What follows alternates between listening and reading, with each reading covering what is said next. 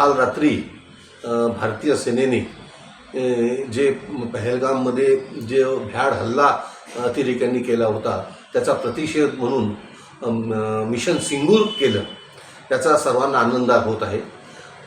भारत सरकारचं मी मनापासून अभिनंदन करतो आणि त्या शूर जवानांचं की ज्यांनी हा प्रतिशोध करण्यासाठी तिथे घुसून त्यांच्यावर एअर स्ट्राईक केलेला आहे। याच्यामुळे एक समाधानाची लाट लोकांमध्ये निर्माण झालेली आहे।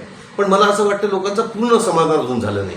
लोकांची तर इच्छा असं होते की याकडून जे पाक ऑक्युपाईड काश्मीर आहे, म्हणजे पाक व्याप्त काश्मीर आहे, तेच पूर्ण घ्यायला पाहिजे होतं, अशी लोकांची मनापासून इच्छा होती। म्हणजे नेहमीची ही जी कटकट आहे या पाकिस्तानची ती एकदाची दूर होईल।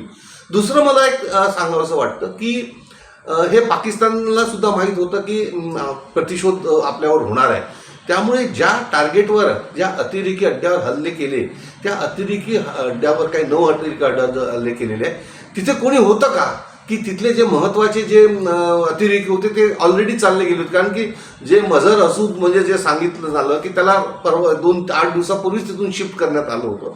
त्यामुळे जे अतिरेकी या पहलगाम हल्ल्यासाठी तिथे राहायला हवे होते ते होते का?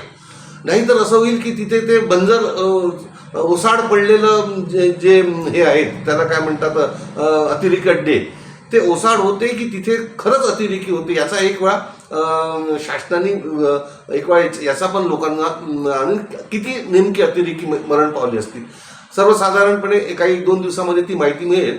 पण मला असं वाटते की आपण म्हणजे भारत सरकारचं आणि यांचं मनापासून अभिनंदन केलं पाहिजे।